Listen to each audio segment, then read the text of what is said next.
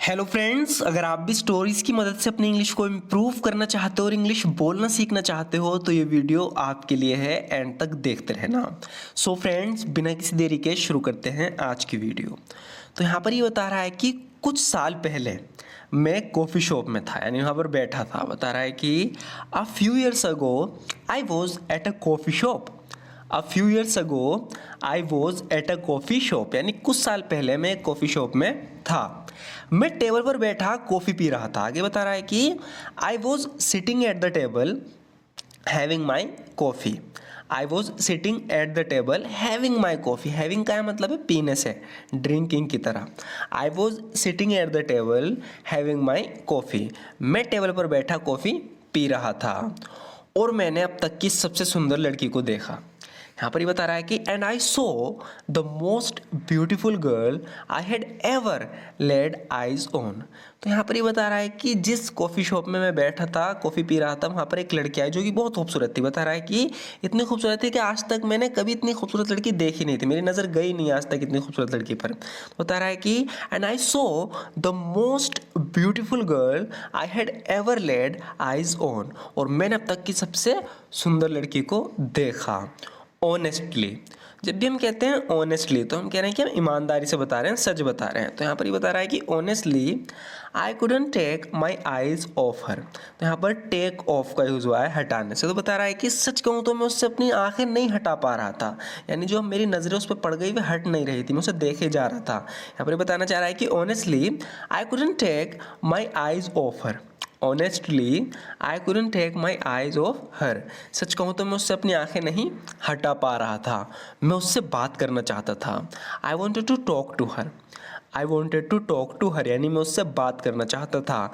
I wanted to talk to her, लेकिन मैं उससे बात करने से बहुत घबरा रहा था, यानी मेरी हिम्मत नहीं हो रही थी कि उससे कैसे बात करूँ। कह रहा है कि but I was too nervous to talk to her.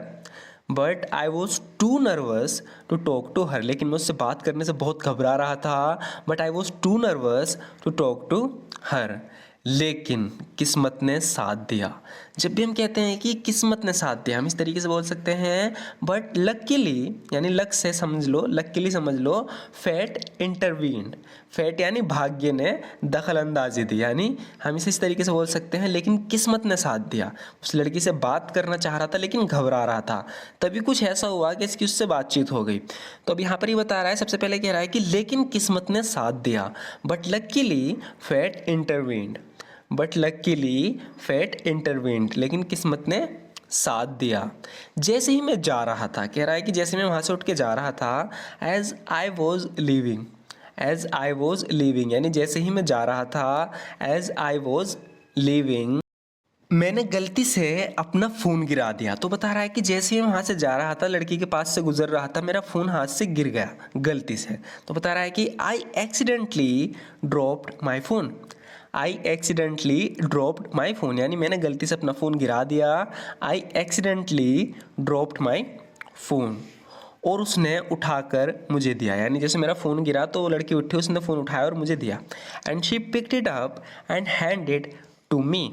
And she picked it up, उसने उठाया, and handed it to me, और मुझे दिया। ऐसा होता है ना कि हमारे हाथ से कुछ गिर जाता है तो सामने वाला इंसान जो भी होता है वो उठाने में मदद करता है। तो यहाँ पर ऐसे ही बता रहा है कि जैसे गलती से मेरा फ़ोन गिरा, and she picked it up, उसने उठाया उसे, and handed it to me, और मुझे दे दिया। हमने बातचीत शुरू कर दी और घंटों तक बात करते रहे। तो बता रहा है कि इसकी वजह से हमारी बातचीत शुरू हो गई, तो बातचीत शुरू कर दी। इसके लिए हम इंग्लिश में बोलेंगे we struck up a conversation. Strike up एक फ्रेजल वर्ब होती है जिसका होता है कि बातचीत शुरू करना। तो यहाँ पर पास्ट में, क्योंकि जो हम इन स्टोरी बताते हैं वो पास्ट में बताते हैं, तो स्ट्राइक की सेकंड फॉर्म आएगी स्ट्रक। तो यहाँ पर होगा फ्रेजल वर्ब होगी we struck up a conversation, यानी हमने बातचीत शुरू कर दी। तो जब भी आप किसी को अपनी स्टोरी बता रहे हो और कहीं पे स्टोरी में ऐसा आया कि हमने बातचीत शुरू कर दी, तो आप इस तरीके से बोलोगे we struck up a conversation, यानी हमने बातचीत शुरू कर दी। And ended up talking for hours, और घंटों तक बात करते रहे। हमारे अंत ऐसा हुआ कि हम घंटों तक बात करते रहे। We struck up a conversation and ended up talking for hours, हमने बातचीत शुरू कर दी और घंटों तक बात करते रहे। From that moment on we became inseparable and started dating. कह रहा है कि उस क्षण से, उस लम्हा से, फ्रॉम दैट मोमेंट ऑन, जब से हम इंसेपरेबल बन गए। इंसेपरेबल यानी जिन्हें अलग ना किया जा सकता हो, हम एक दूसरे के इतने करीब आ गए कि अब हमें अलग नहीं करा जा सकता। एंड स्टार्टेड डेटिंग, और हमने एक दूसरे को डेट करनी शुरू कर दी। आगे देखते हैं, and now years later we are happily married, और अब सालों बाद हम खुशी खुशी मैरिड है यानी शादीशुदा हैं। And now years later we are happily married. So friends, ये एक शॉर्ट स्टोरी थी। मैंने सोचा कि इसमें कुछ जो सेंटेंस यूज़ हुए हैं उससे हमें हेल्प मिलेगी अपनी इंग्लिश को इम्प्रूव करने के लिए।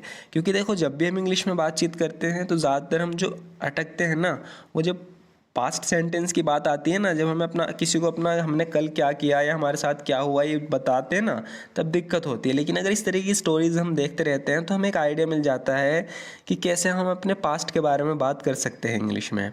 तो अगर आप इस तरीके से अपनी इंग्लिश को इम्प्रूव करना चाहते हो और इस तरह की और भी वीडियोज़ देखना चाहते हो तो हमारे चैनल को जरूर सब्सक्राइब कर लेना। वीडियो अच्छी लगी तो लाइक ज़रूर कर देना। And thank you so much for watching this video friends.